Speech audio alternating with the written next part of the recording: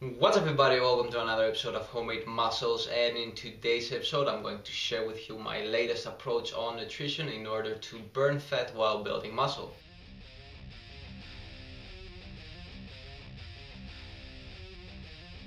So this hybrid food nutritional plan I've been following is basically a combination of three diets. Number one is food combining diet, number two is the intermittent fasting diet, and number three is the warrior diet.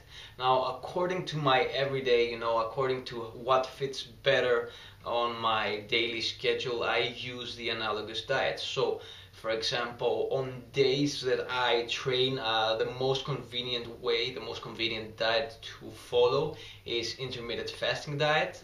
On days that I am very busy, I know that my mind will be focused, I will be outside or doing stuff, or on days that I'm traveling, so I know that I'm going to spend most of my time on the road, I use the warrior diet. And on days that I know that I'm going to be spending most of my day at home, and the kitchen will be closed, the fridge will be closed, and a lot of temptations and foods will be closed, I use food combining. Now, for those of you who don't know what food combining is basically a way of dieting in which you allow yourself only specific food combinations. So you basically divide your foods into four categories. Number one is vegetables, number two and number three is meat protein,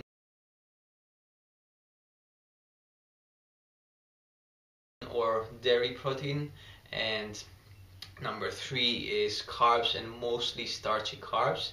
And your last food category is fruits and nuts. I combine fruits together with nuts. So in the combination diet, you're only allowed to combine vegetables with protein, so that's either meat protein or dairy protein, or you're allowed to combine vegetables with starchy carbs. You cannot combine starchy carbs with proteins, or you cannot combine any of these three with fruits or fruits and nuts. So this is a good way to diet, to eat on days that you're going to be snacking a lot, so that you'll be eating a lot of small meals during the day, and that's when I use this diet. So a typical example of the food combining diet is for me specifically is starting my day with some oatmeal. So I have my starchy carbs in the beginning of the day. Next I will have something like an omelette, and that will be probably an omelette in combination with a good amount of vegetables. My third meal will be some fruits and nuts, and don't go crazy on the nuts, if you want to keep your calories balanced. So I always eat a handful of nuts with 2 or 3 portions of fruit. And my last meal of the day is a combination of a good amount of meat protein with a big leafy salad. So the food combining diet is the diet I use on days that I know I will be snacking a lot. Moving on to intermittent fasting, as I said, is an ideal diet I use on days that I know I'm going to be training. So what I do on days that I use intermittent fasting is I train at the end of the fasting period, and I break my fast with a meal that has a good amount of protein, so that's either meat or a lot of eggs. I combine this with a good amount of vegetables and a moderate amount of carbs. I don't eat so many carbs, but I just eat a good portion, a medium portion of carbs. Moving on to the day, I usually eat another meal between my first meal and my last meal of the day, and that's more of a snack. So what I do is I snack by usually eating again a handful of nuts and some fruits. And in the end of the day, I eat a meal that is rich again in protein and rich also in carbs. So I eat a good amount of carbs, a good amount of protein. I also eat a respectable amount of vegetables, and if I feel like it, I have a small dessert, which is about 200 calories, not more. Now, moving on to the last diet I use in this nutritional strategy is the warrior diet. And I use the warrior diet, as I told you, on days that I know that I will be really focused on doing stuff, I will be really busy, or I might be also traveling, be on the road and doing other stuff. So what I do in this way, in this diet, is I only eat some fruit during the day. So I basically fast during the day and allow myself only some fruits and maybe some nuts if I train. Now my basic meal when I do the warrior diet is about 4 hours before I go to bed, and this is so I have enough time to digest properly.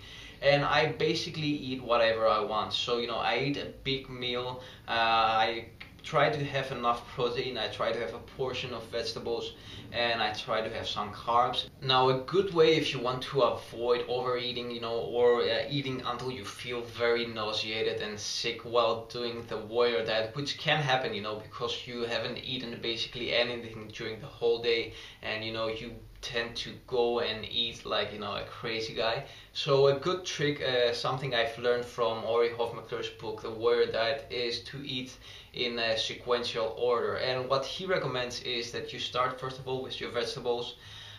Next you eat your protein, you eat your meat, for example, which is basically the food that gives you satiety faster. And last you eat your carbs. So this way of eating will help you reach satiety faster and avoid overeating and eating too many carbs and stuff like that. And also eating the vegetables in the beginning will also take some place in your stomach and help you again reach satiety faster. You can also have a dessert in the warrior diet. I recommend that you wait about half an hour or 1 hour after your meal and have a dessert. Don't eat something extremely big, eat a respectable amount of dessert, something about 250 to 300 calories. So this is my nutritional strategy I've been following lately in order to lose some fat I gained in the winter. Because I was trying to do a small bulk phase. Remember that this is not these diets don't have like a magical effect on your body. They don't manipulate hormones or stuff like that. People a lot of times tell you. What they basically are is they are strategies that you can control your daily caloric intake and keep it a bit lower than your maintenance level so that you can burn some extra fat. Now keep that in mind, and until next time, keep on training.